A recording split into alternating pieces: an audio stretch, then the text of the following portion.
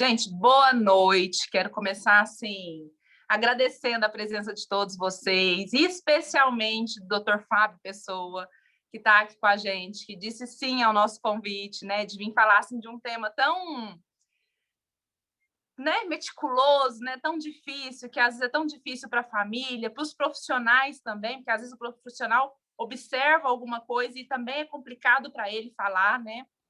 Então, quero te agradecer muito pelo tempo, pela disponibilidade, pelo carinho, né, em aceitar o convite da Gabi. E vou passar a palavra para a Gabi, para ela falar um pouquinho do projeto e também fazer as apresentações. Muito obrigada, viu? Oi, gente, boa noite. Acho que agora as pessoas que estão aqui hoje já conhecem o Te Amamos, o que é o Te Amamos, né? Que é composto por mim, pela Amandinha e o Danilo, que são pais do Lucas, da Vivi e da Carlinha, que é mãe do João Lucas, né? E a gente está muito feliz hoje com essa novidade, que é o Dr. Fábio, que super se disponibilizou, já conhecia o projeto e dedicou o tempo e se disponibilizou a se tornar parceiro nosso do Te Amamos. E eu estou muito feliz que esse é um tema, assim, né? Como a Amanda disse, de muita polêmica. Estava até falando com o Dr. Fábio ontem e falei, nossa, certeza que tem tantas famílias que perguntam tal coisa para mim, para o senhor, então você deve ter já um checklist do que as pessoas mais demandam sobre esse assunto, né? Então, vou apresentar aqui o Dr. Fábio. O Dr. Fábio é médico desde 2002, com residência médica em pediatria pela UHC da UFG. Tem treinamento avançado em neuropsiquiatria da infância e adolescência pelo Departamento de Saúde Mental da UFG e atualização em psiquiatria da infância e adolescência pela Santa Casa de Misericórdia do Rio de Janeiro. Ele é o atual coordenador do Departamento de Desenvolvimento e Comportamento da Sociedade Goiana de Pediatria. Desde 2007, atende consultório em pediatria do desenvolvimento e comportamento, com mais de 12 mil atendimentos realizados. É palestrante com participação em congressos médicos e em curso de extensão e qualificação sobre os transtornos de neurodesenvolvimento. E se disponibilizou a fazer um encontro desse com esse currículo totalmente gratuito. Fica à vontade, viu, doutor Fábio? Tá ok. Obrigado, gente. Eu que agradeço, né? Pelo convite, pela honra, uma satisfação enorme estar aqui com vocês. Assim, eu tenho mudado um pouquinho minha maneira de agir nesses últimos 2 anos, talvez, sabe? De sair um pouco do consultório e tentar ajudar um pouco mais. Porque dentro do consultório, eu adoro, lógico, estou super feliz, mas ali eu ajudo um de cada vez, né? Um de cada vez. E nem todos têm a oportunidade de estar ali naquele momento. Então, quando a gente se sente assim, nesse momento que a gente pode passar um pouco mais de informação, pode aprender com vocês, porque, assim, quem é professor sabe que cada aula, cada módulo, cada curso, a gente aprende mais e mais e mais, e se enriquece, inclusive, na prestação de serviço para o nosso paciente. Então, eu estou extremamente feliz. Então, boa noite para todo mundo que está aqui agora, ao vivo, né? Bom dia, sei lá, boa tarde, boa noite para quem vai assistir amanhã, daqui 1 ano, daqui 2 anos, né? Essa aula está sendo gravada hoje, 15 de abril de 2021, e a gente vai falar de um tema bem interessante, que é o medo de medicar. Bom, vou tentar compartilhar aqui minha tela, e aí vocês me dão um ok para ver se tá tudo no jeito, tá bom, turma? Vocês estão vendo aí? Sim, doutor, estamos vendo. Tá joia. Então, a primeira questão é a seguinte, eu me perguntei, né, por que eu vou falar de medo de medicar, né? Será que eu passo muito remédio? Será que eu passo pouco remédio? Por que me escolheram para falar desse tema, né? Qual que é a minha característica? Foi aleatório? Será que sortearam? Caiu meu nome ali? Enfim. Mas pela polêmica do assunto. Eu achei que deve ter alguma coisa assim mesmo. Mas assim, a gente não foge da raia, né? E é um tema, assim, mas é muito interessante e a gente aborda isso no dia a dia, né? Que eu tenho muito, assim, essa premissa de que, assim, a gente não trata doente, né? A gente cuida de criança, a gente cuida de família. Eu tenho isso muito claro na minha mente. Então, o paciente, o indivíduo, ele chega para mim, muitas vezes, no consultório, com diagnóstico, sem diagnóstico, né? Mas ele chega com todas as dores, né? Com todos os sofrimentos, né? Quando a gente fala em infância ainda, é um pouco mais difícil, né? Porque A criança, ela é levada ao consultório, ela não quer estar ali, ela não entende, na maioria das vezes, o que está acontecendo, né? Então, ela se vê envolta num ambiente muitas vezes hostil, por mais que a gente tente amenizar a dor ou o sofrimento, muitas vezes os pais imersos num sentimento de angústia muito grande. Não é raro quem lida nessa área cuidar de pacientes que já passaram por 1, por 2, por 3 profissionais. A gente sabe que isso acontece com muita frequência e não é condenável, muitas vezes é válido, né, para tirar todas as dúvidas, sobretudo quando a gente vai falar de medicação, né? Quando a gente vai falar de medicação, aí complica um pouco mais. Pensando nisso, não querendo alongar e fugir do tema, interessante a gente pensar na definição atual do transtorno do espectro do autismo para a gente entender como que se dá o tratamento, ok? Então, pensando no transtorno do espectro do autismo, eu estou pensando em algo que causa prejuízo na comunicação e na interação social dessa criança. Eu estou pensando em uma criança, eu vou usar aqui criança porque é o público que eu mais lido, né? Vamos falar assim.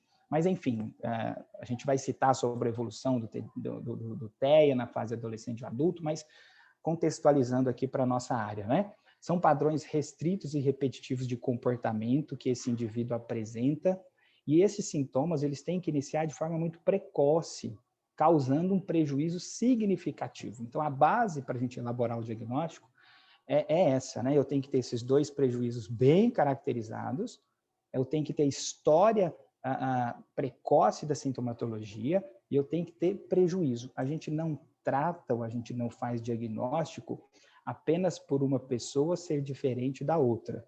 A gente faz diagnóstico quando há algum prejuízo significativo. Perfeito? Então, acho que é interessante para a gente pensar, tá bom, vamos tratar. Eu vou tratar o quê desse indivíduo? Como que eu vou tratar? Como que eu vou abordar esse meu novo paciente? Pensando especificamente no TEA, que é o nosso tema, primeira coisa, a gente tem que entender que é um transtorno do neurodesenvolvimento, que é uma condição neurobiológica. Ela não surge do dia para a noite, né? Não é um evento novo que acontece. A gente vem, enquanto ciência, trabalhando algum conceito que fala entre 30% até 90% de influência genética, os últimos estudos apontando ali quase uns 50%, meio a meio entre genética e ambiente, para que a gente possa compreender qual é a etiologia desse transtorno. E na maioria das vezes a gente não vai conseguir identificar essa etiologia, né? Então, muitas vezes surge aquela discussão, poxa, o TEA é uma doença, é uma variação da normalidade, é uma condição, é uma deficiência. Então, às vezes, a gente gasta muita energia pensando nisso tudo, né? Ah, mas se é uma doença, eu vou tratar. Se não é uma doença, eu não tenho que tratar. Então, o conceito, às vezes, gera muita angústia. Então, os pacientes, os pais, eles chegam no consultório já com essa preocupação. Doutor, isso é uma doença? Precisa tratar? Como que a gente deve lidar com tudo isso? Independente de conceito, e para cada área, vai haver uma forma de realmente determinar qual que é a melhor explicação. Se eu penso na área jurídica, se eu brigo por plano de saúde para correr atrás do tratamento, se eu penso nos direitos do indivíduo, eu tenho que caracterizar como uma doença, tem que ter uma codificação.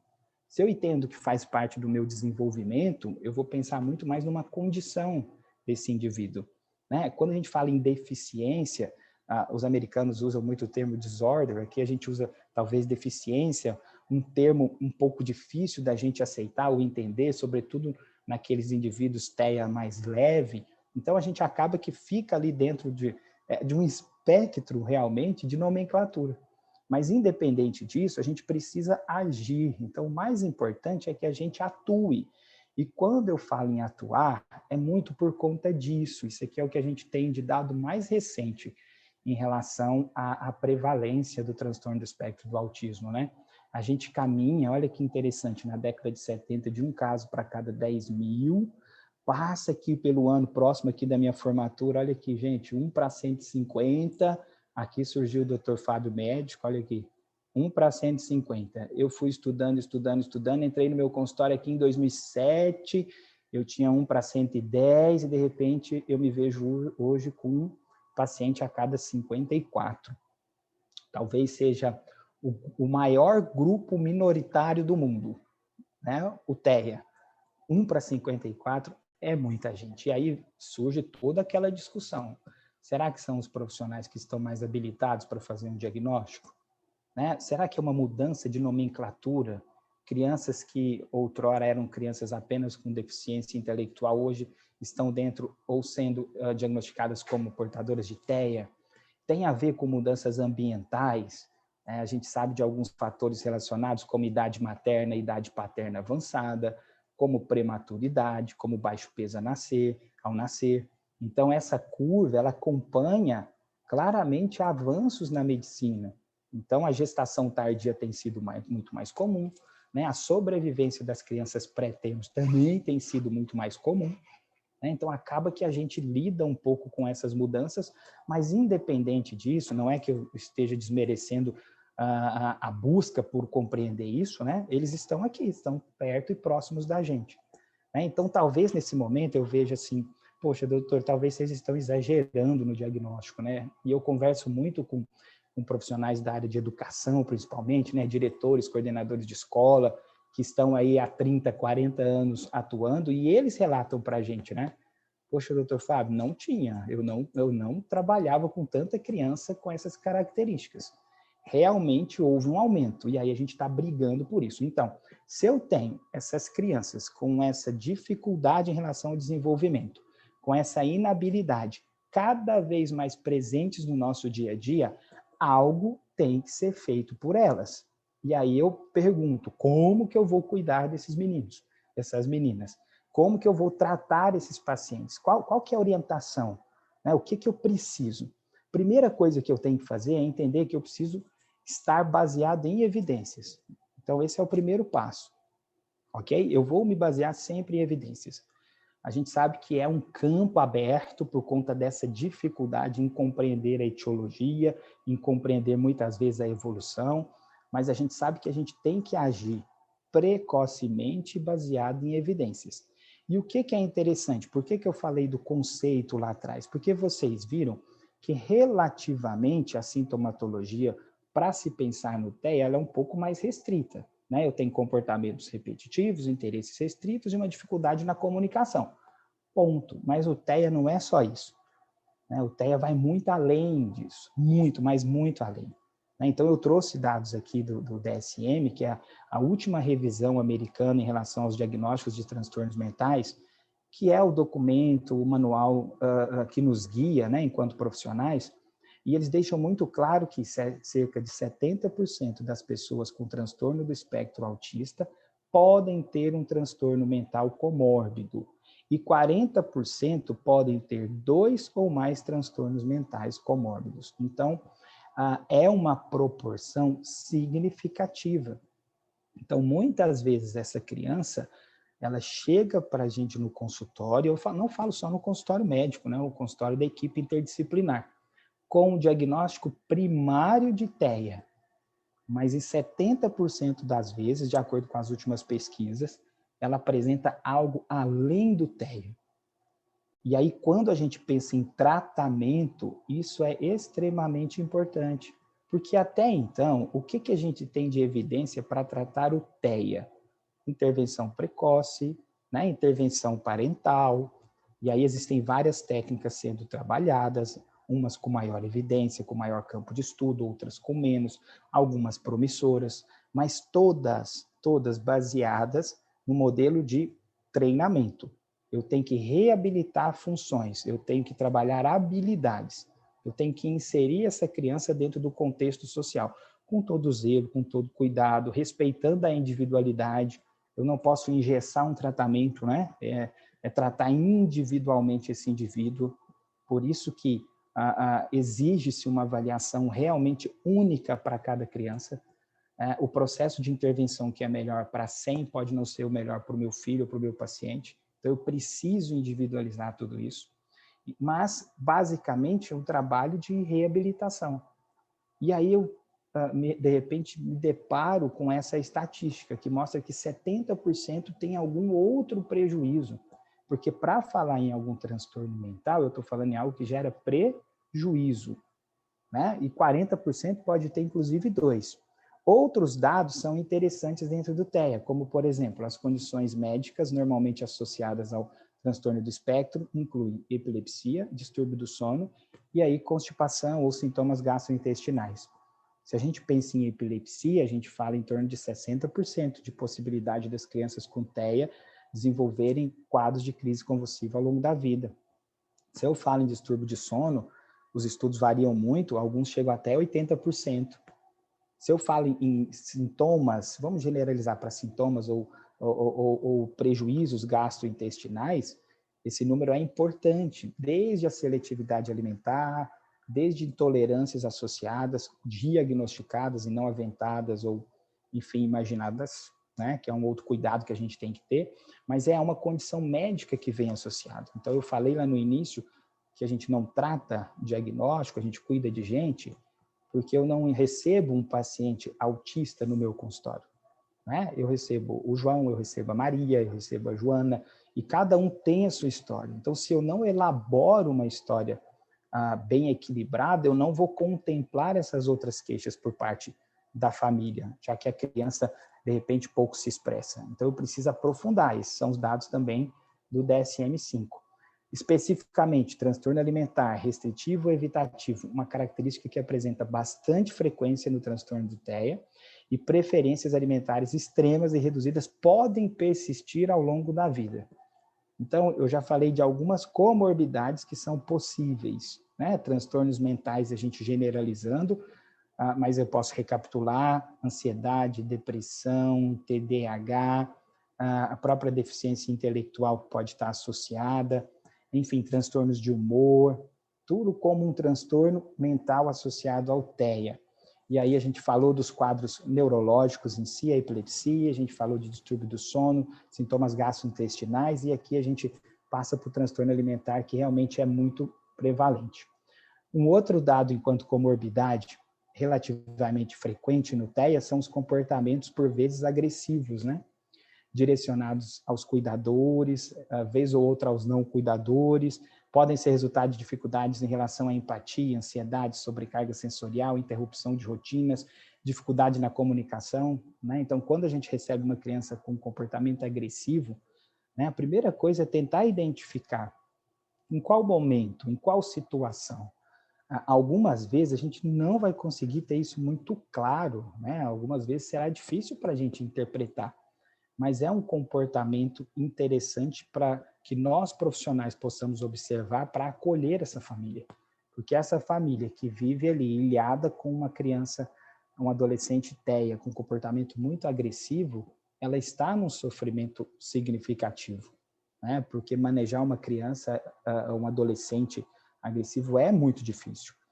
E os comportamentos autolesivos, que também são muito frequentes, né? Associados à impulsividade, à hiperatividade, a afeto negativo, níveis mais baixos de habilidade e fala, né? Podem sinalizar frustração nos indivíduos que têm uma comunicação reduzida, bem como ansiedade, sobrecarga sensorial, interrupção de rotinas, e pode se tornar um hábito tão repetitivo a ponto de causar efetivamente lesões nessas crianças.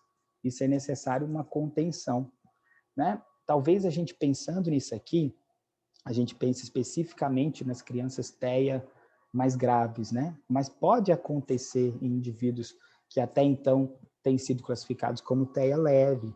Então, é um cuidado enorme que a gente tem que ter. E por que eu estou falando disso numa aula de medo de tratamento? Né? Eu estou tentando expor algumas situações que fogem àquela linha de raciocínio inicial que tratar o TEA seria apenas fazer intervenção interdisciplinar. Eu gosto de falar e deixar muito claro que tratar TEA é principalmente fazer a intervenção. Principalmente, mas eventualmente buscar outras formas de cuidar. Então, tudo isso que eu mostrei são sintomas importantes que causam mais prejuízo na história desse indivíduo diagnosticado com TEA. Né? Então, resumindo, com base nisso tudo que eu citei, né, esse trecho, o tratamento sempre interdisciplinar. A gente citou ali prejuízos motores, supostos que causariam alguma desorganização, a gente citou questões sensoriais, a gente citou questões da comunicação, questões efetivamente relacionadas à ansiedade. Então, são vários profissionais que estarão ali, ó, interligados para poder cuidar desse indivíduo, né? O comportamento se repetindo diante desses profissionais, fica muito mais fácil de se chegar numa conclusão ou, de repente, de se pensar com mais efetividade qual seria o prejuízo desse indivíduo. Então, basicamente, o tratamento vai ser interdisciplinar. Tá, mas e aí? Quando e como eu vou medicar? Qual seria o pensamento correto durante o processo de prescrição? Eu falo isso quando e como porque um dos motivos dos pais não procurarem ajuda médica é o medo de medicar.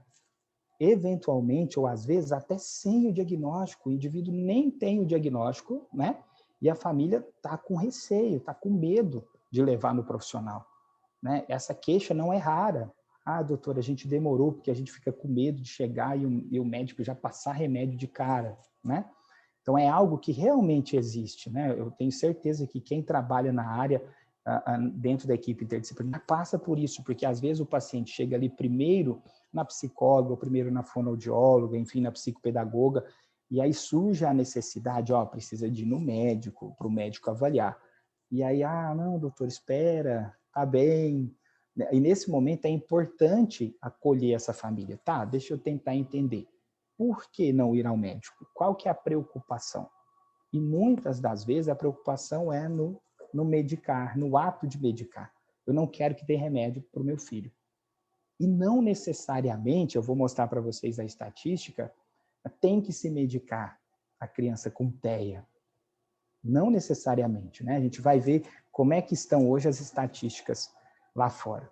Bom, mas para a gente definir qual que é o pensamento correto, eu trabalho com essa sequência, com essa linha de raciocínio que eu aprendi com o professor Francisco Assunção. A primeira coisa, identificar os sintomas-alvo. Né? O TEA, especificamente, ele não tem tratamento. Né? Para ser bem claro, aqueles primeiros critérios que eu citei lá na definição, não existe tratamento farmacológico para aqueles sintomas. Ainda. Por isso que eu fiz questão de falar a data dessa aula, porque eu não sei o que vem pela frente. Né? Há dentro da ciência uma série de pesquisas buscando melhorar essas questões relacionadas principalmente à interação e comunicação social. Né? Que surja algo, mas até então não existe algo específico. Então, o mais importante, a gente precisa identificar sintoma-alvo.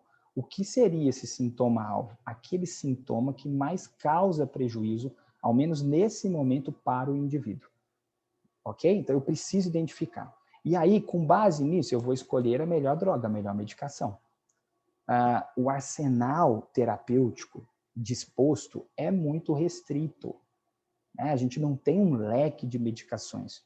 É muito restrito. Por isso que eu tenho que ter uma linha de raciocínio muito clara em relação àquelas comorbidades, para eu entender como essa criança funciona e ali eu escolher a melhor medicação. O terceiro passo seria explicar aos pais e, quando possível, à criança, as razões do uso da medicação. E aí eu falo assim, muito para os pacientes no consultório. Pode perguntar. A hora de perguntar é agora. Pergunta, doutor, não tem pressa. Pergunta uma vez, pergunta duas. Doutor, e se eu não lembrar de tudo? Pergunta depois pelo WhatsApp, manda mensagem para o doutor. Hoje um paciente perguntou para mim, doutor, que hora que o senhor está disponível no WhatsApp para responder mensagem? Eu falei, não sendo de 1h às 6 que eu estou dormindo, o resto você pode mandar mensagem o dia inteiro. Porque eu tenho que estar disponível. Eu falo que o paciente, ele não deixa de ser meu paciente quando ele sai da porta do consultório para fora. Porque, às vezes, no consultório, é tanta ansiedade, eles ficam tão confusos, e a gente percebe no olhar, eu pergunto, e eu sei que vários colegas fazem assim, tem alguma dúvida? Não, doutor, entendi. Tem alguma dúvida? Não. E aí, daqui a pouco me liga, doutor, acho que eu dei a dose errada. Isso depois da gente explicar muito. Então, a gente não tem que ter pressa, a gente tem que acolher essa família, entender o que está acontecendo, para a gente poder explicar, sim, a medicação está sendo usada com esse objetivo. Nós vamos esperar isso, especificamente, desse remédio, ok? O quarto passo seria informar sobre os possíveis efeitos colaterais, e aí não há o que esconder, é muito importante o profissional falar, ó, essa medicação pode aumentar o apetite, pode diminuir o apetite, ele pode ficar mais irritado no início, ele pode ficar mais apático no início, ele pode se queixar de dor na cabeça, de dor na barriga. Não é fazer um terrorismo. Olha lá, a própria frase, são possíveis.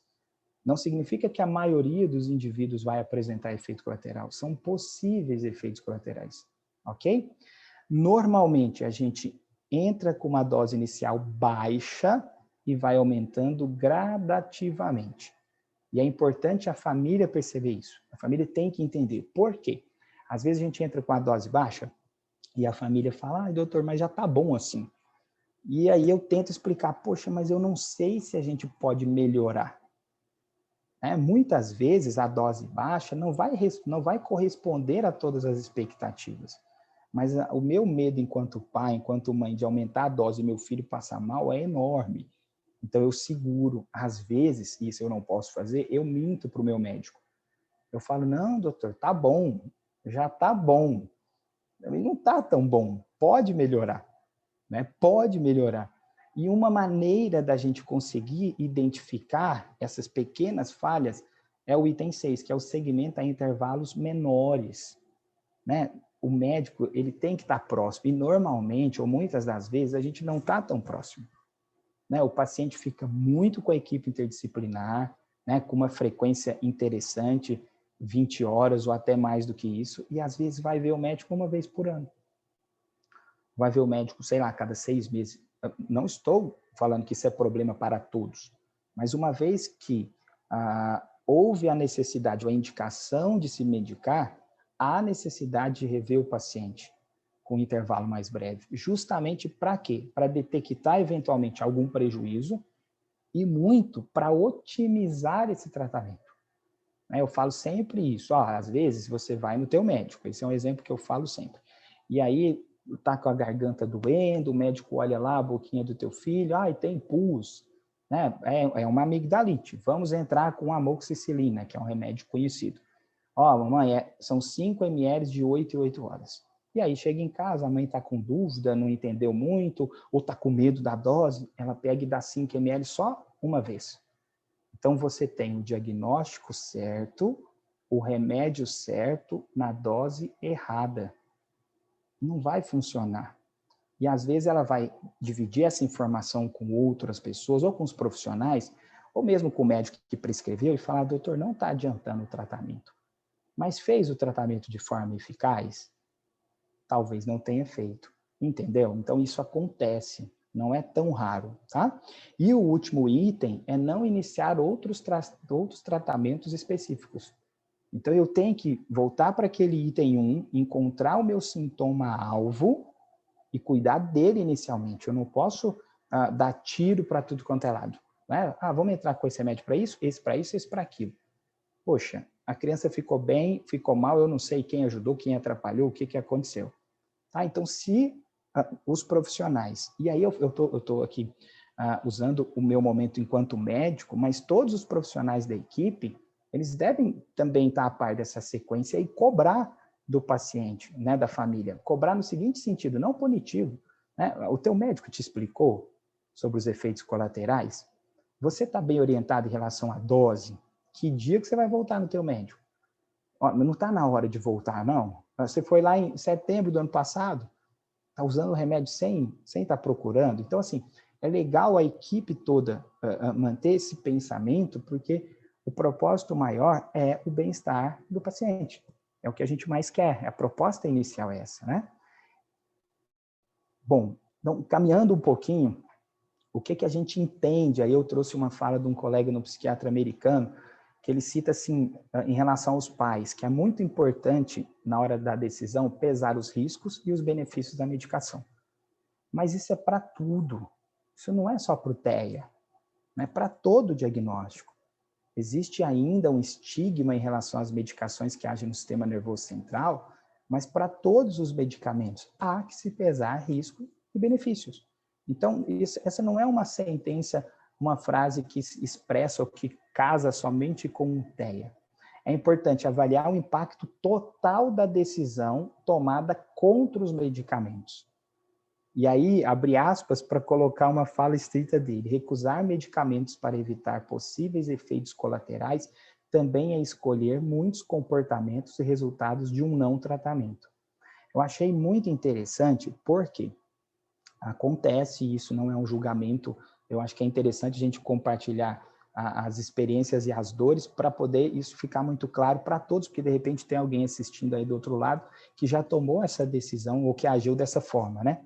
Mas eu já tratei, eu já diagnostiquei pacientes, TEA e de outros, enfim, transtornos, em que eu, num determinado momento, orientei o uso de algum medicamento. Né? A gente precisa, por causa disso, vai fazer bem para ele. Lógico que pode ter efeito colateral, se tiver, eu estou aqui, me chama, me aciona, enfim, tudo aquilo que a gente faz com todos os pacientes. E aí o paciente faz o quê? Some. Ele desaparece. E a gente aqui no Brasil, e eu não sei se seria também correto, talvez invasivo, né? O médico não faz, entre aspas, uma busca ativa, né? Para poder, o fulaninho está tomando remédio, a gente não tem esse hábito ainda, essa cultura, né? Então, esse paciente se perde, e não é raro isso acontecer. E outros transtornos, até mais comum do que o TEA. E, de repente, ele me chega daqui 3 anos. Doutor, não fiz nada, o senhor falou naquele dia, não tomei nenhuma atitude, e hoje está muito pior do que estava naquela época. Então, essa última frase, ela resume muito bem essa história, né? De repente, a família evita o medicamento por conta dos efeitos colaterais e, sem o propósito, ele escolhe resultados negativos, ele escolhe comportamentos negativos, né? Então, eu preciso muito de acolher essa família, de acolher esses cuidadores para tirar todas as dúvidas em relação ao medo de medicar. E aí, pensando em medicação, né, em tratamento, esse é o artigo científico mais recente que a gente tem em relação à identificação, evolução e o próprio manejo, os cuidados com a criança dentro do espectro do autismo. Foi um artigo que foi publicado em 2020, foi uma revisão, ele é um artigo bem extenso, e eu separei alguns dados relacionados aos medicamentos, que eu achei bem interessante, né? E só para introduzir quais as medicações a gente vai discutir, longe de mim prescrever ou definir que é o melhor ou não, enfim, eu vou passar por alto em relação aos medicamentos, esse dado me chamou muita atenção. 1 ou mais medicamentos psicotrópicos são prescritos para 1% das crianças com TEA menores de 3 anos, de 10 a 11% das crianças entre 3 a 5 anos, de 38% a 46% das crianças de 6 a 11 e de 64% a 67% para os adolescentes de 12 a 17 anos. Então, se você tirar um retrato disso aí e colocar isso na tua mente, quem atua na área vai perceber isso muito claramente, né? Os pequenos, a gente quase não medica. À medida que eles vão avançando na idade, entra aquele primeiro ou segundo slide que eu citei ali, 70% vão apresentar alguma comorbidade. E aí será necessário, para o bem do indivíduo, muitas vezes, medicarmos. Então, é uma jornada em que a gente deve estar presente, meio que preparando a família. Porque uma das perguntas que a gente recebe, né, no momento ali do diagnóstico, primeira, segunda consulta, né? Doutor, mas não precisa de medicamento? Eu falo, não, agora não tem indicação, né? Não tem nenhum sintoma-alvo que precise ser medicado. A intervenção interdisciplinar, ela é suficiente, ponto.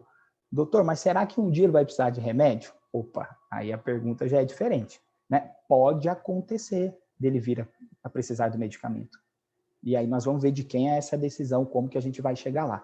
Então, esse é um dado muito interessante, recente dessa revisão, né? Então, eu saio de 1% naquele diagnóstico precoce, até 3 anos, e passo a 60%, 6 a cada 10 adolescentes TEA medicados, né? Então, eu tenho que trabalhar esse medo, porque muitos vão precisar, né? Fica claro, então, ali, que o uso de medicamento aumenta com a idade, né? À medida que o indivíduo vai chegando na adolescência, aumenta, né? Quando esse indivíduo, esse paciente tem uma menor habilidade cognitiva ou apresenta deficiência intelectual, nesse caso há uma maior possibilidade ou chance de medicação, ok? E quando essa criança TEA apresenta, eles citam níveis mais altos de comportamento desafiador ou diagnósticos psiquiátricos coexistentes, tá? Esse comportamento desafiador não é o comportamento específico do TOD, né, do transtorno positivo desafiador, tá? São comportamentos de difícil manejo no dia a dia dessa criança, tá? Então, aumentando a idade, a dificuldade ou prejuízo cognitivo, tá? E mais sintomas ou outros transtornos psiquiátricos, aumenta a chance de realmente essa criança ou adolescente fazer uso da medicação. Tá bom, então vamos lá. Quais seriam os sintomas-alvo e as comorbidades que merecem tratamento medicamentoso? Nessa revisão, o que eles citam no primeiro lugar? Hiperatividade, impulsividade, desatenção e distração. Nesse momento, a gente está falando da comorbidade do TEA com o TDAH, ok? Se eu defino que há uma comorbidade TEA e TDAH, eu vou lançar mão do psicoestimulante. E aí vem uma grande dificuldade, porque mais de 50% das crianças com TEA, elas têm um comportamento hiperativo. Agora, ter o comportamento hiperativo e pensar no TDAH, aí exige uma avaliação muito minuciosa. Minuciosa em que sentido? Eu tenho que apresentar, essa criança tem que apresentar sintomas do TDAH que não são explicados pelos sintomas do TEA. Então, a agitação psicomotora dele não é por conta de uma alteração sensorial, não é por conta do interesse restrito, não está associada a um comportamento estereotipado. Doutor, ele consegue, assim, eventualmente me atender, mas, assim, ele não para sentado. E não tem um motivo específico. Não é porque ele está rodando ali em torno da mesa como um comportamento estereotipado. Doutor, não tem um padrão. É uma agitação muito acima da média. Muito. E essa agitação muito acima da média, associada, na maioria das vezes, com um componente impulsivo, deixa essa criança mais vulnerável, a coloca em risco, né?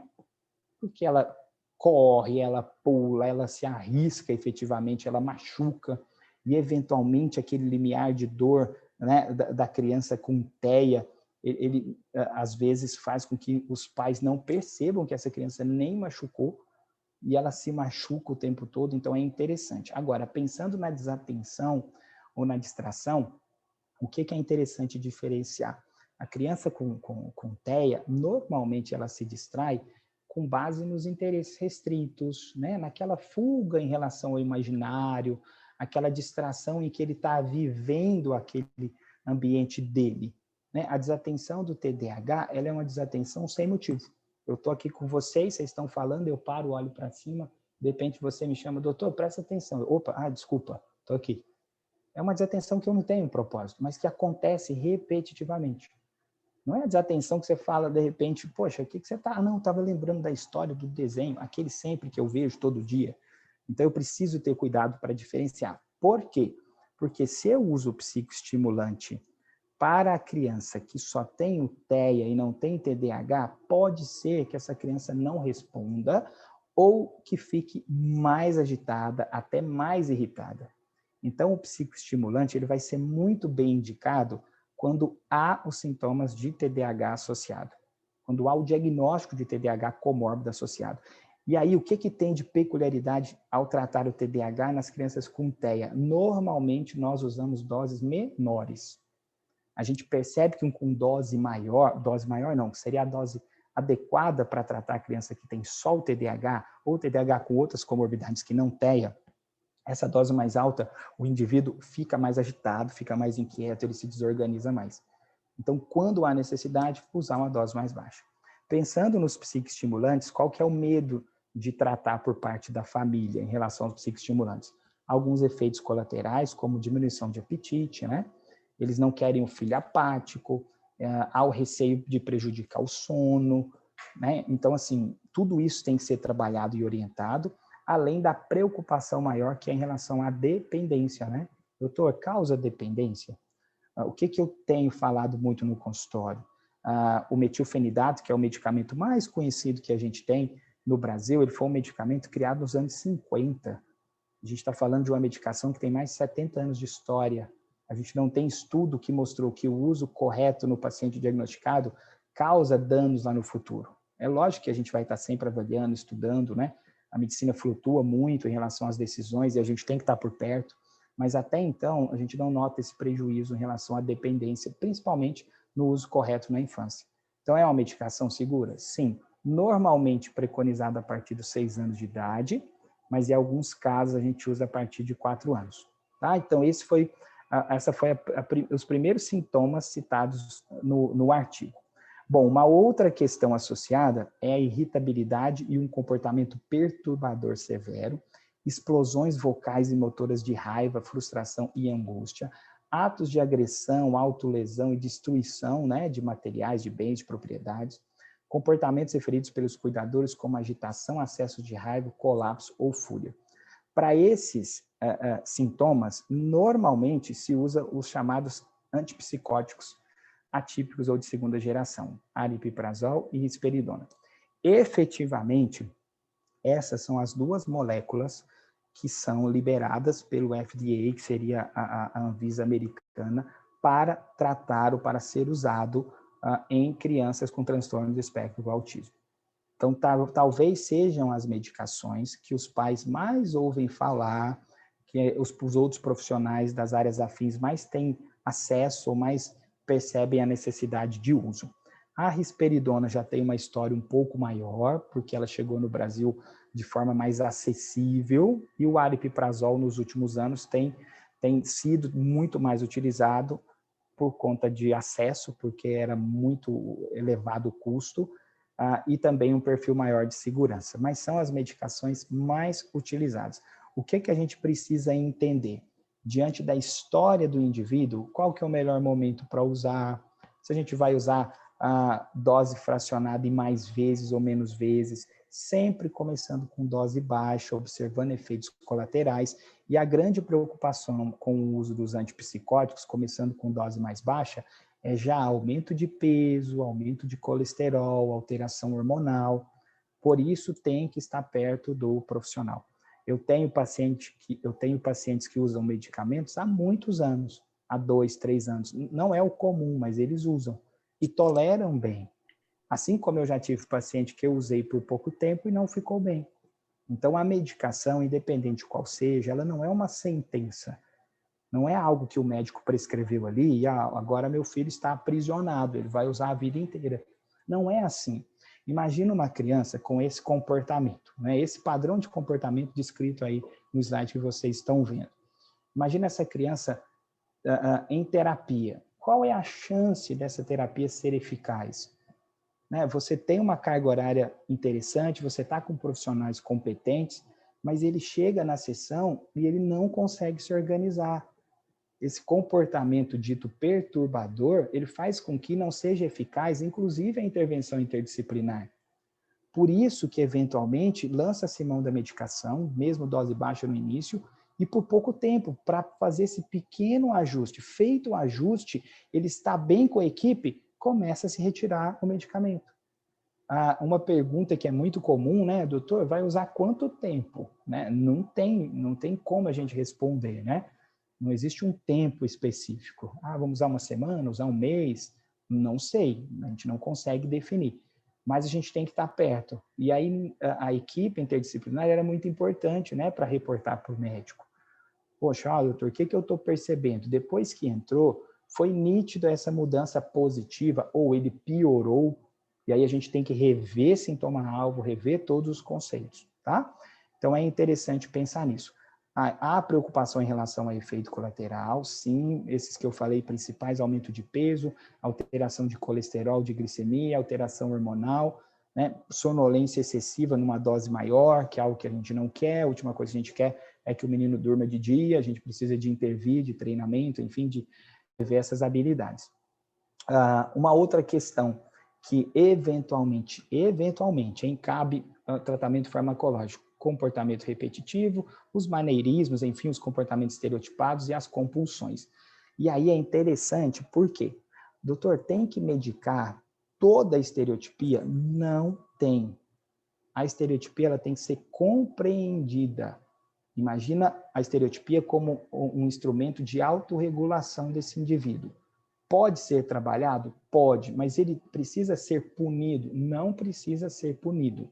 Agora, um comportamento estereotipado que causa lesão nesse indivíduo, que causa um prejuízo severo em relação ao funcionamento. Ele fica o tempo todo fazendo comportamento estereotipado, não é algo ocasional, né? É algo muito, mas muito repetitivo. Pode acontecer dos mesmos antipsicóticos auxiliarem, tá? E não é tirar o comportamento estereotipado, tá? Não se tira com a mão essa característica. E a gente está vendo isso aí como lá atrás na etiologia ou na classificação, na definição diagnóstica. Então, esse é um cuidado que a gente tem que ter. Talvez a gente não consiga efetivamente resolver 100%, e nem é esse o objetivo, né? O objetivo é amenizar para possibilitar a intervenção, tá? Aqui tem um outro dado interessante. Rigidez comportamental, eles citam como insistência na mesmice, né? E aí tem um ou outro estudo mostrando o uso do anticonvulsivante, que é um estabilizador de humor, que é o ácido valproico, de valproato, e principalmente eu tenho achado muito interessante o uso de antidepressivo, né? Principalmente a fluoxetina, tá? A partir de 4 anos. Quando a gente fala em rigidez comportamental, a gente está falando num padrão, por exemplo, de padrão alimentar muito repetitivo, por exemplo. A questão da seletividade não é só uma questão sensorial em algumas crianças, pode ser um padrão de rigidez comportamental. Então, para essas crianças que têm um padrão de rigidez comportamental, a fluoxetina em dose baixa tem mostrado uma certa eficiência. Então, é interessante pensar nessa possibilidade, ok? Não é a maioria dos pacientes que vai necessitar, mas eu já tive alguns casos que foi interessante. Partindo para outros diagnósticos especificamente, ansiedade e depressão, evidentemente que a gente tem que tratar, tá? Então, há risco, sim, de comportamento autodestrutivo, de suicídio, dentro do espectro do autismo, que tem sido negligenciado por muito tempo, né? Então, ele está lá, e aí, quando a gente pensa em ansiedade e depressão, a gente pensa numa mudança de padrão de comportamento, né? Ele não era assim. Eu saio do pensamento de um transtorno do neurodesenvolvimento, que, entre aspas, não é uma linha reta, mas um contínuo, uma flutuação, e passo a perceber algo novo, né? Depressão, por exemplo, vou falar de alguns sintomas para a gente perceber. Está muito mais isolado do que era, está sem energia, perdeu o prazer, às vezes tinha algo que ele gostava, por exemplo, passear com um cachorrinho, ele não quer fazer. Tem alteração no padrão de alimentação e padrão de sono, tá? Muitas vezes é difícil do paciente se expressar, mas eventualmente ele consegue te expressar que não está bem, que está triste. Se a gente fala em ansiedade, a gente fala de pensamentos repetitivos, ruminativos, sempre negativos, catastróficos, vividos por esse indivíduo.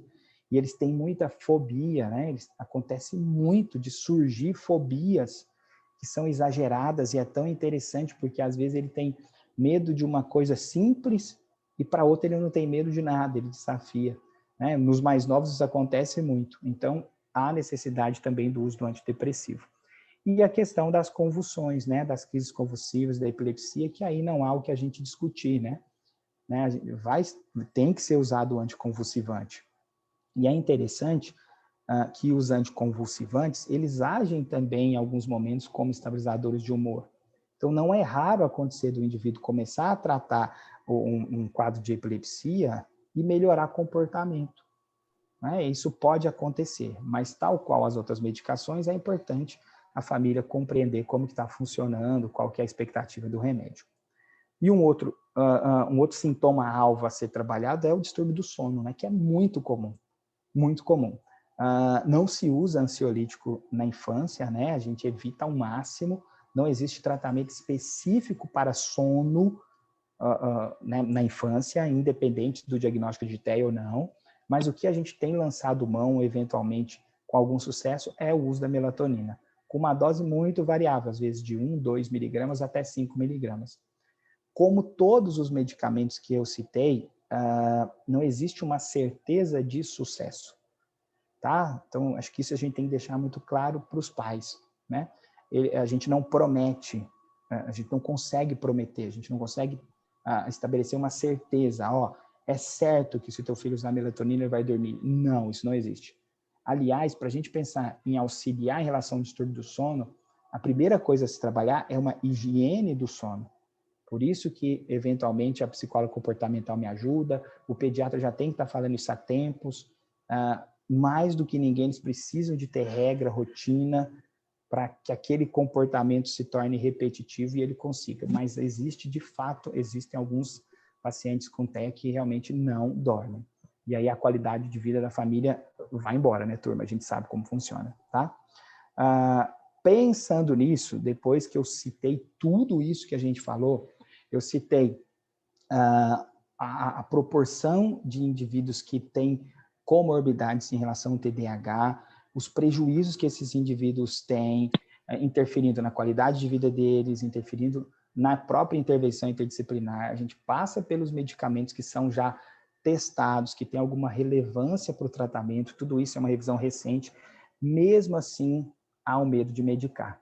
E aí, eu trouxe esse texto desse site que lida com transtorno mental na infância, que o que mais fica ali próximo àqueles que são contra ali, vamos dizer assim, a medicação, é que as medicações seriam uma camisa de força química para a criança. Né? Eu acho que, de repente, eu fico imaginando como que a família imagina o médico antes de entrar na consulta, né? Tipo assim, é quase que um vilão, né? Ele vai, assim, conter meu filho vai ficar dormindo, babando o dia inteiro. Existe muito ainda esse mito, esse estigma, né? A gente vem de uma mudança muito grande em relação à saúde mental, daquele modelo de internamento, aquele modelo realmente manicomial, né? E a gente tem trabalhado muito com a intervenção dentro de casa ou no ambiente mais caracterizado para cuidar da criança. Se a gente pensa na história do TEA, né? A criança com TEA, até início ali dos anos 80, ela foi aquela criança institucionalizada, né? Quando Kanner falou um pouquinho sobre o diagnóstico e trouxe aquelas primeiras crianças que ele definiu como sendo TEA, ele criou um modelo de autismo, não vou falar TEA, na época cunhou-se o termo autismo infantil, né? Ficou muito claro que eram crianças que tinham enorme prejuízo, que precisavam viver à parte da população. E assim foi até praticamente década de 70, né? Quando alguém, né, algumas cientistas da Inglaterra, Norma Wing, descobriu um trabalho de Asperger que ele publicou 1 ano antes de Kanner, só que era em alemão, e esse trabalho ficou escondido. E Asperger tinha um grupo já de mais de 200 crianças que ele acompanhava. E essas 200 crianças que ele acompanhava à época tinham as mais variadas características, e algumas com habilidades muito interessantes, com manejo interessante, inclusive, de linguagem. Ele até caracterizava essas crianças como sendo crianças eventualmente muito habilidosas, com talentos, por exemplo, para arte, para literatura. A partir daquele momento, houve o clique para compreender essas crianças que não estavam sendo diagnosticadas como TEA. Por isso que aquela curva subiu tanto de diagnóstico. Tá? Então, a gente não pode viver com esse modelo ali da década de 70, né? Que a intenção do profissional prescritor é usar a medicação como sendo uma camisa de força química para conter esse indivíduo. Né? A contenção ela pode ser útil eventualmente? Sim, naqueles casos que há agressividade, risco, né? Risco em relação à violência contra o próprio indivíduo ou contra o trem, mas longe de ser essa a intenção. E olha que interessante, eu trouxe só duas descrições aqui, a tela está na frente aqui, deixa eu me tirar aqui do ar. Eu conheço muitos pais que desejam evitar a medicação caso outras intervenções possam ser eficazes, mas também há famílias que tiveram muito pouco apoio ou oportunidades para outras intervenções. Por que eu trouxe isso? Eu acho que é muito interessante, porque existe o outro lado. A gente está discutindo aqui medo de medicar, mas existe um outro lado. Doutor, é muito mais fácil dar o remédio do que fazer essa tanta terapia. Ou, na minha cidade não tem terapia, doutor, é só o remédio. Né? Para alguns, nesta situação, há uma crença de que os medicamentos serão uma solução mais rápida e exigirão menos consultas, menos tempo fora do trabalho e, em geral, menos energia. Isso é muito interessante porque é um dado colhido por uma profissional americana, em que a gente imagina o quê? Poxa, lá eles têm uma maior facilidade de acesso, né, em relação à intervenção interdisciplinar do que aqui. E lá ela percebe essa mesma situação. Então, a gente falou do medo aqui de medicar, que é muito comum, mas a gente tem esse outro lado, essa outra ponta, esse outro extremo, né? De que não, doutor, é muito mais fácil. É muito mais fácil medicar porque eu não preciso fazer tanta terapia e ele vai melhorar, porque eu não consigo, não dá. Ele, aí troca de terapeuta, ele já foi em uma, foi em duas, foi em três e nada resolve, mas efetivamente não há o vínculo, não executa a carga horária, e aí a gente fica ali refém daquela situação. Por isso que é saber interpretar. Né? Ao mesmo tempo que existe aquele que não quer medicar, existe aquele que vem em busca do medicamento. E aí o profissional ele tem que ser capaz de perceber, opa, aqui não é remédio que vai me ajudar. Para esse sintoma não há medicamento. Não há o que fazer, né? Mas eventualmente a medicação é lançada mesmo sem que haja muita intervenção. E aí eu trouxe isso aqui para representar muito assim o que não fazer, que é a orientação para os pais. A primeira coisa a não fazer, vamos pensar junto, a gente está num mundo extremamente rápido em relação a informações. Então é muito comum as famílias entrarem em grupos e ali começa uma troca de experiência, né? Por um lado, extremamente válido. Um acolhe outro, um cuida do outro, enfim, é muito bom, referenciam um profissional ou outro, compartilha experiência, isso é fantástico. Mas quando diz respeito à medicação, isso é muito preocupante. Por quê? Porque às vezes alguém chega e fala, o médico prescreveu risperidona para o meu filho. O que vocês acham? E aí abre aquele leque. Aí uma vem e fala, nossa, foi ótimo para o meu filho, melhorou 100%. A outra vem e fala, Deus me livre, esse medicamento nunca. Meu filho engordou 5 quilos em uma semana. Ou meu filho passou muito mal, fui parar na UTI com ele. Então surge uma série de situações que deixa a pessoa muito mais ansiosa, mas muito mais preocupada. Então é muito importante a gente buscar a informação de qualidade, né? Confiar no profissional ou nos profissionais que vocês estão buscando, né? Seja na equipe interdisciplinar, seja no médico em si. Se não sentiu essa confiança, busque uma segunda opinião, né? Não há problema algum, né? Busque uma segunda opinião, mas não vá colher informação não científica ou não técnica. Tá? Não estou desmerecendo o ambiente ali, o grupo, mas há algumas informações que não vão transmitir segurança. Então, é só um adendo aqui, algo que eu estou deixando bem claro, para a gente se cuidar. Poxa, se você tem o teu médico, conversa com ele, tira a dúvida com ele. Você pode dar sorte, de repente, de encontrar alguém ali que usou o medicamento, ficou bem, mas não existe unanimidade na medicina. Para nada, para nenhum tratamento. Né? Existem pessoas, por exemplo, eu citei o exemplo lá da dor de garganta, que usa amoxicilina e passa mal. Tem diarreia, mancha no corpo, e nem por isso a amoxicilina é um remédio ruim, né? Que deve ser extirpado da sociedade. Não é assim. Então, se a tua história não foi positiva, ela pode ser interessante para outro. De repente, não era o momento ideal para o teu filho, de repente, a dose não foi a ideal, de repente, o sintoma-alvo escolhido não era aquele, porque é muito difícil pensar num diagnóstico que não tem um marcador biológico.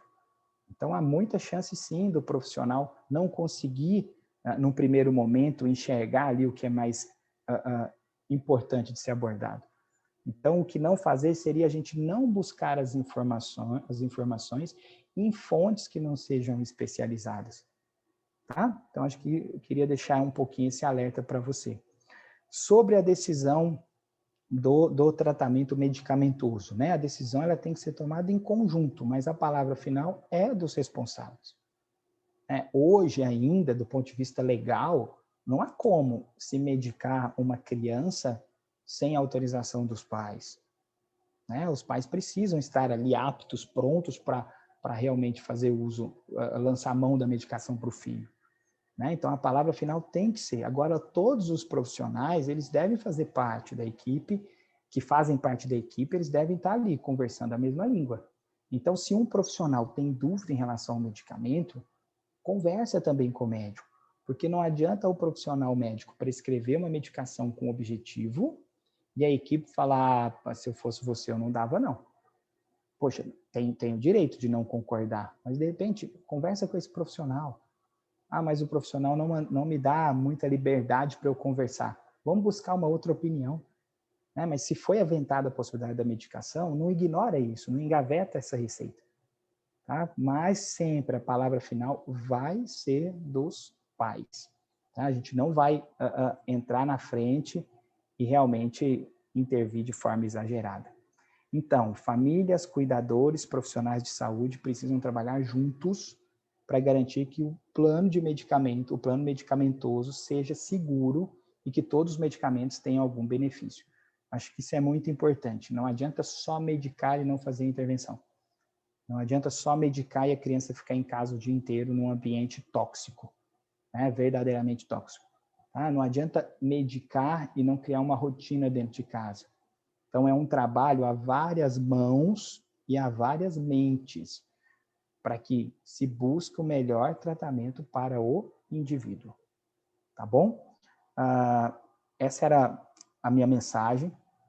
Eu queria deixar claro para vocês que, assim, é uma dificuldade que a gente encontra enquanto profissional. Medicar as crianças com TEA não é uma decisão simples, não é decisão fácil, não é uma decisão a ser tomada a toque de caixa naquele primeiro momento. Vou medicar porque eu vi falar, Não é assim. Cada criança tem uma história, ela deve ser ouvida, deve ser vista, deve ser compreendida individualmente e, principalmente, que haja uma interdisciplinaridade, que a equipe fale a mesma língua, porque o objetivo maior é o bem-estar dessa criança, melhorar a qualidade de vida, é propiciar uma mudança na trajetória de desenvolvimento dela. Obrigado, gente.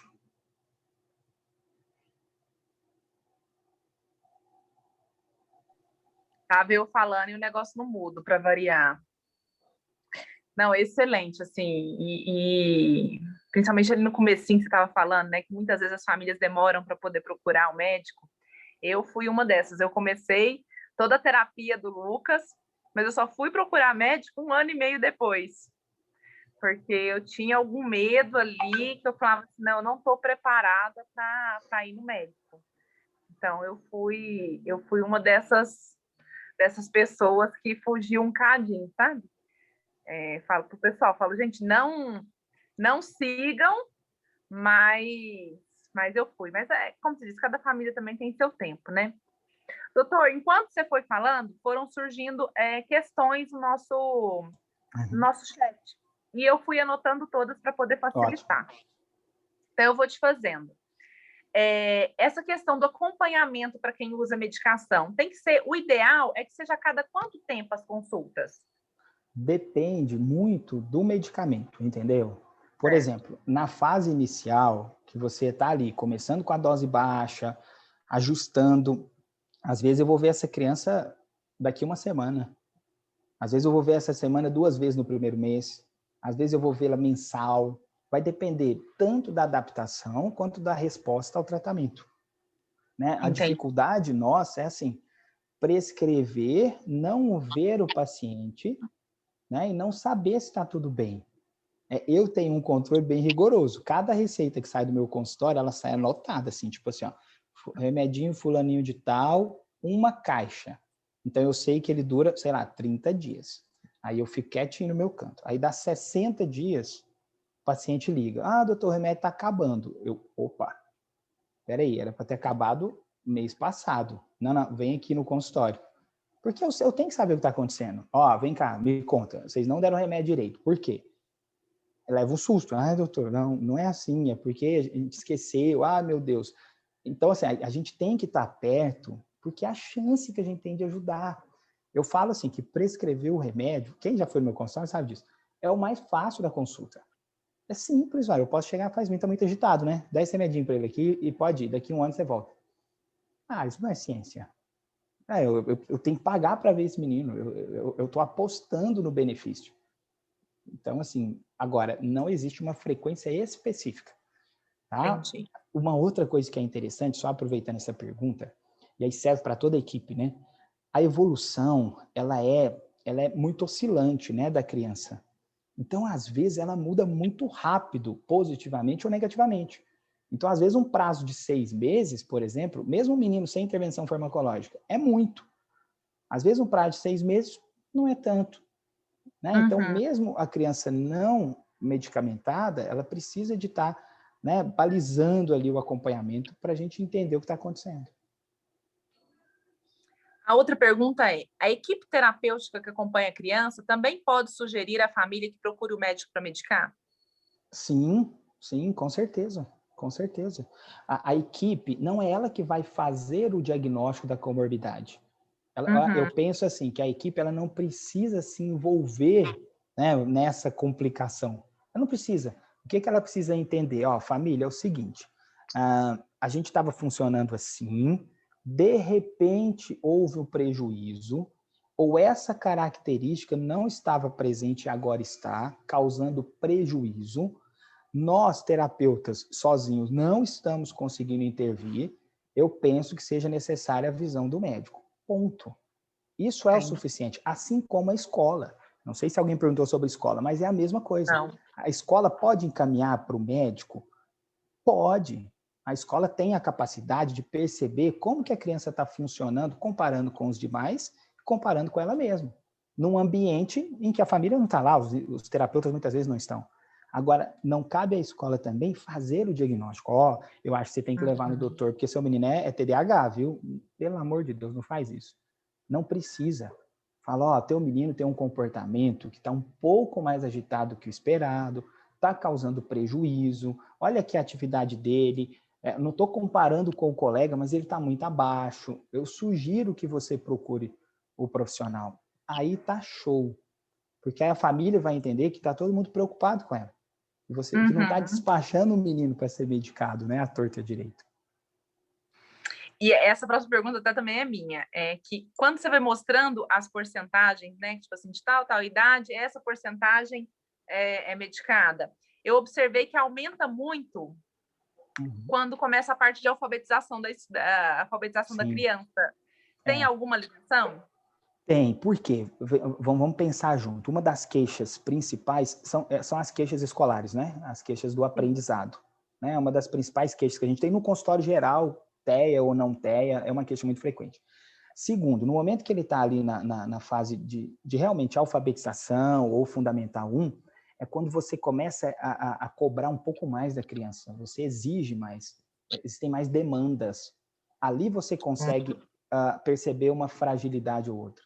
E se a criança já tem alguma dificuldade, ela vai frustrar muito mais. Né? E aí eu tenho as explosões, eu tenho os comportamentos opositores. Primeiro, muitas vezes, ela não está pronta para ir para a escola. Quando eu falo pronta, interessada, né? Feliz, ela não quer, ela não está pronta, ela não quer, ela não gosta daquele ambiente, daquela estrutura, daquela organização. Então, ali o comportamento se desorganiza.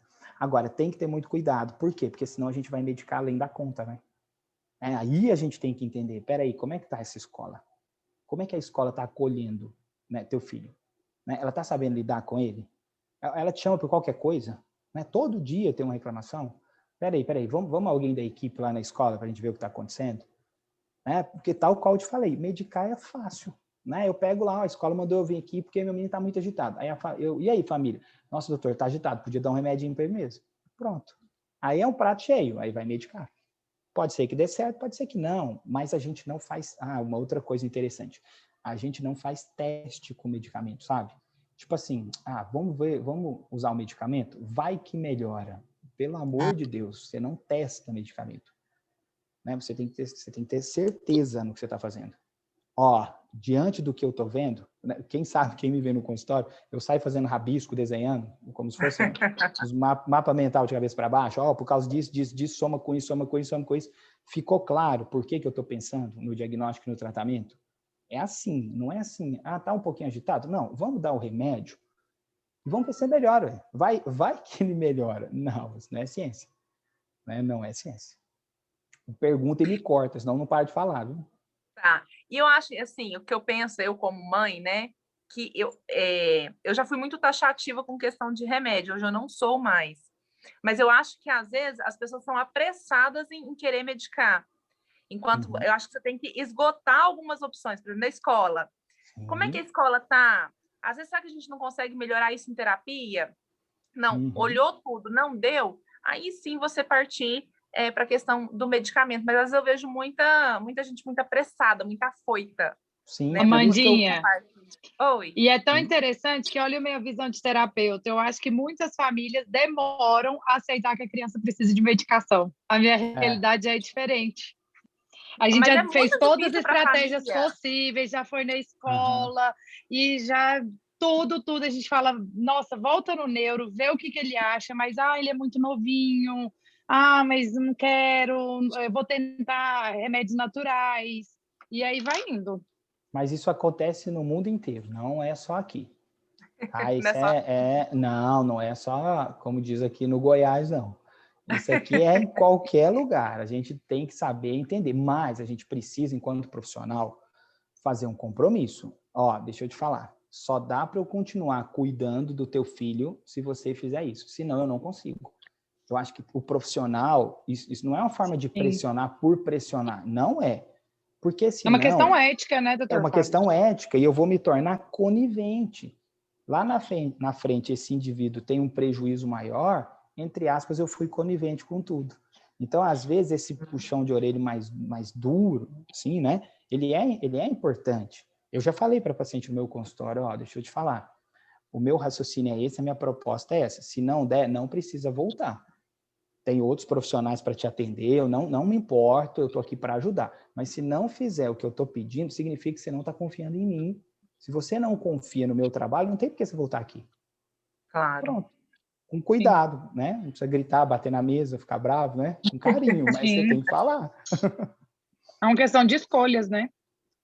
Eu entendo, a gente entende sempre a angústia, mas se a gente não der, né, entre aspas, essa pressão final, o tempo vai passando. E aí o prejudicado, Sim. lógico que a família também está prejudicada, né? Lógico, mas Mas principalmente a é a criança, criança, né? né? A gente Vai sofre perdendo as muito. janelas de oportunidade, né? Sim, a gente não pode deixar isso acontecer, né? Eu tenho que estar ali atuante, né? Pensa assim. Agora, uma pergunta até foi da Gabi. Então, se uma criança TDAH que toma psicoestimulante por ficar desatenta em função do interesse restrito, né? Fica lembrando dos vídeos, temas que gosta, a medicação pode potencializar o foco nesses interesses? Sem Então, TDAH. Sem sem TDAH, ter, é. sem TDAH, eu penso assim, não é nem necessariamente, enfim, aumentar o foco. Não vai melhorar em nada esse indivíduo. Pelo contrário, vai ficar irritado. Imagina o seguinte, Uhum. eu entendo que é mais ou menos assim, você não tem TDAH e você usa o remédio, tá? Então eu estou aqui, eu não tenho TDAH, eu tomo o remédio, aí eu fico procurando o que fazer. Tipo assim, gente, eu tenho que usar, eu tenho que usar meu cérebro. Meu cérebro está muito ativado. Eu estou pronto para fazer alguma coisa. E aí, no TEA, isso pode acontecer, dessa criança ficar mais agitada, entre aspas. É como se eu ligasse um pouquinho o motorzinho dela. Porque eu não preciso cortar essa linha de inibição que está ali. Não preciso cortar. Ele não tem essa necessidade. E até a última revisão americana não era possível, né, fazer o diagnóstico de TEA e TDAH comórbido, né? Um excluía o outro. Né? Na última revisão de 2013 para cá, é que houve essa possibilidade de fazer os dois diagnósticos. E aí abriu-se esse leque em relação a como tratar. No TEA mais leve, é mais visível, é mais fácil de você tratar o TDAH. No TEA mais grave, eu enxergo muito essa hiperatividade como sendo algo do autismo e não do Uhum. TDAH. Sabe? É Sim. aquela desregulação, principalmente pela questão cognitiva, pela falta de habilidade. E aí, psicoestimulante não vai resolver. Não vai. Sim. E tem alguma medicação para criança que fica distraída, pensando naquilo que ela gosta, nas coisas do seu interesse? Tem medicação para isso? Então, quando tem esses pensamentos repetitivos, né, aquele interesse restrito, aquela recorrência, eventualmente os antipsicóticos podem ajudar. Entendeu? Podem diminuir. Eu já tive paciente, por exemplo, maiorzinha ali na adolescência, né, que tinha, por exemplo, momentos de que estava ali, por exemplo, em sala de aula e ela fugia e ria sozinha e Uhum. levantava da Porque cadeira, aumenta porque também muita estereotipia e colalia em muitos casos, né? então ela tinha esse Durante esses. componente. Isso, porque ela estava ali, de repente vinha a fuga e ela agitava e ria sozinha e conversava, e os coleguinhas olhavam, era um comportamento inadequado e tal. E aí Uhum. o antipsicótico em dose baixa, ele pode ajudar. Então, tudo isso que a gente está falando aqui é o pode, né? A gente Não tem a certeza, não tem um medicamento assim 100% eficaz que vai resolver tudo, né? Mas é uma possibilidade. Mas qual que é a primeira possibilidade? É o treinamento. Então, você vai fazer uma intervenção comportamental, você vai trabalhar a habilidade social nesse adolescente. Você vai trabalhar esses comportamentos, você vai conseguir estabelecer com ela, porque nessa idade, num quadro mais leve, eles já têm a percepção de que esse comportamento é inadequado. Né? Então, eles não conseguem inibir, mas eles têm a percepção. Né? Tanto que eu pergunto lá, pô, mas você acha que é legal fazer isso? Fala para mim, do fundo do coração. Ah, não é, tio. Você sabe que não é, então agora vamos te ajudar para você não fazer, combinado? Mas não é simples, não é só falar, né? Sim. Existe a dificuldade. Existem convulsões que parecem crise de riso? Sim, existem. E teve uma mãe que perguntou, só para continuar, se existe epilepsia silenciosa que pode passar desapercebida, que às vezes ela fica um pouco ansiosa por questão do filho. Pode. Existe assim, a gente tem muito na imaginação, quando a gente fala em convulsão, aquela crise generalizada, sabe? Que a pessoa cai no chão, repuxa, enfim, aquilo ali. Então, aquilo ali é o que a gente imagina de convulsão, né? Historicamente, culturalmente. Agora, eu posso ter crise parcial, por exemplo, que eu faço só um movimento repetitivo, você me chama, eu estou meio confuso, mas eu não perdi consciência plenamente. Eu tenho crise de ausência que eu estou aqui parado, olhando para você, meu olhinho cai e volta, dura 10 segundos, 5, volta, eu faço isso várias vezes ao dia. Eu posso ter episódios, eventualmente, durante o sono, uma criança com sono muito desorganizado. Então, assim, a gente tem que ter cuidado, não é sair fazendo eletroencefalograma em todo mundo, porque em torno de 10, alguns estudos até 15% da população sem crise convulsiva tem eletroalterado, certo? Então, vamos pegar 100 pessoas aqui, 10 vão lá, mas seu exame está alterado. Nunca tive nada. Não, toma um remedinho assim mesmo. Não é assim. Você tem que ter uma história clínica, né? E aí o exame auxilia. Mas tem que ser tratado. Quando se pensa no diagnóstico, tem que ser tratado. E é uma comorbidade comum. Mas ela é mais comum nas crianças mais comprometidas, né? Naquele quadro de autismo que tem uma síndrome genética, que tem uma deficiência intelectual grave. Nesses casos é mais comum acontecer a crise, a epilepsia. Entendi. E a nossa última pergunta. A criança com menos de 7 anos tem receptor para melatonina? Então, essa é uma grande discussão nossa, né? Eu tenho usado, ela consegue realmente absorver, melhora. Eu já vi estudo falando, por exemplo, que acima de 2 anos pode ser utilizado. Então, a gente tem lançado mão em criança pequena e tem tido resultado. É lógico que acho que a família também se empenha quando a gente começa a trabalhar, a gente faz o treinamento comportamental ali, parental no consultório, faz algumas situações, algumas dicas, mas tem sido utilizado. Agora, quantificar, por isso que a dose varia tanto, que a gente não sabe até que ponto, já preencheu tudo quanto é receptor e não vai resolver mais, né? A gente fica naquela dúvida de que dose chegar, né? Por isso que não tem uma dose muito certeira para cada paciente. Varia ali nos estudos de 1 até 5 miligramas, né? Mas eu já vi gente usando até 10. Não sei até que ponto vale a pena. E é interessante porque essa melatonina, ela vai sendo convertida durante o dia em serotonina, né? Então, melhora, inclusive, a ansiedade. Então, melhora o sono e durante o dia, não só por melhorar o sono, mas também por essa ação neuroquímica, o indivíduo apresenta uma certa melhora durante o dia. A melatonina tem sido usado muito até por pessoas que não têm distúrbio do sono, né? Pensando em alta performance, enfim, é algo que tem sido muito estudado, né? Doutor Fábio, eu queria fazer só mais uma pergunta, assim, bem polêmica, colocar o senhor bem na fogueira. Polêmica sou eu mesmo, né? Pelo que eu vi. A respeito do canabidiol. Tá. Ótimo, excelente. Vamos lá. O que eu entendo do canabidiol, né? Eu até tenho essa revisão aí que eu trouxe para vocês. Ainda não há evidência, eu olhei os últimos estudos, que justifique o uso do canabidiol para todo e qualquer paciente com TEA, ponto. Qual que é a indicação de canabidiol hoje no Brasil? É epilepsia de difícil controle, especificamente uma síndrome que chama síndrome de Dravet, mas que tem sido extrapolado para outros casos de epilepsia.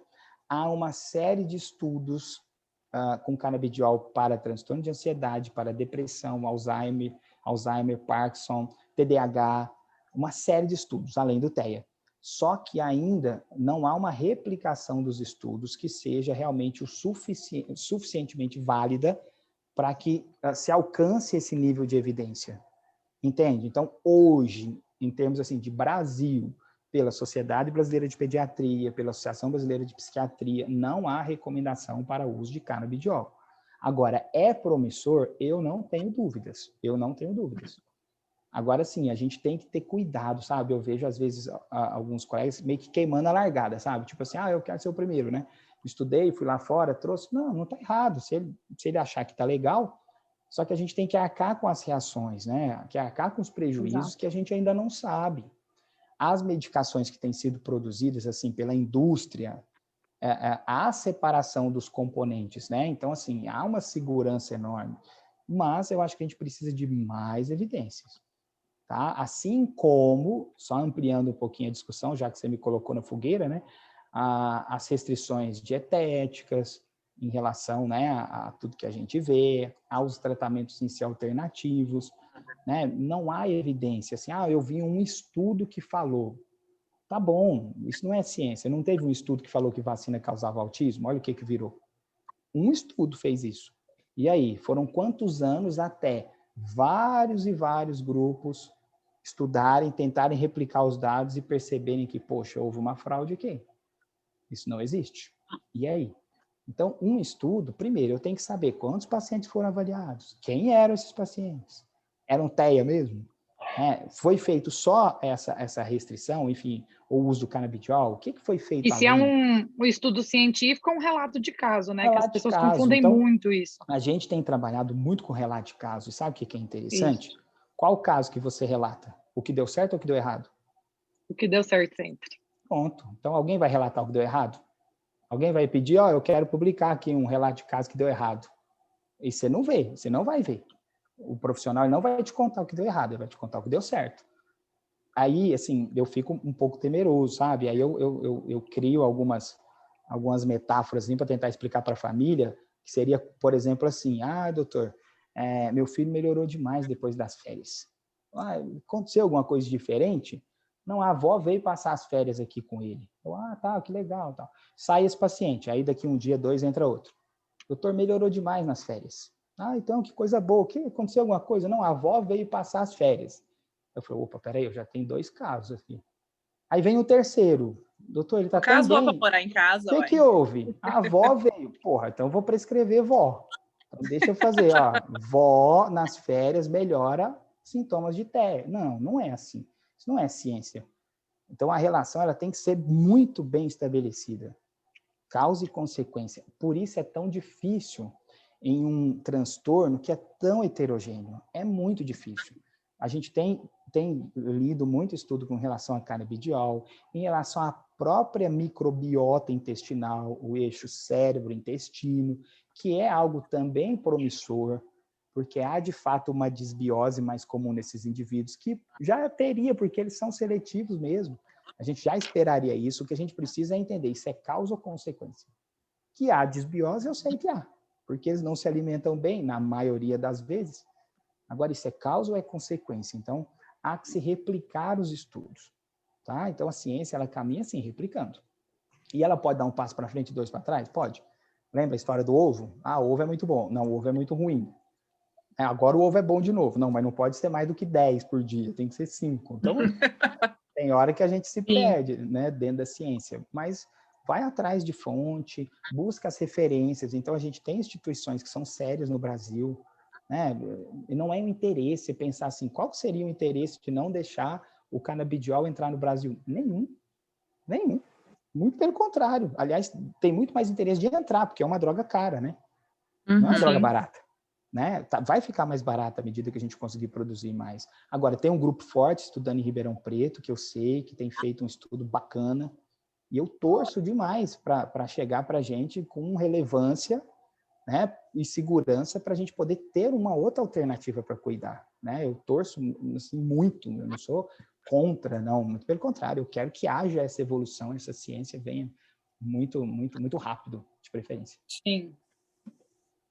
Perfeito. Doutor Fábio, assim, acho que se deixasse eu e a Gabi ia ficar aqui Ixi. perguntando.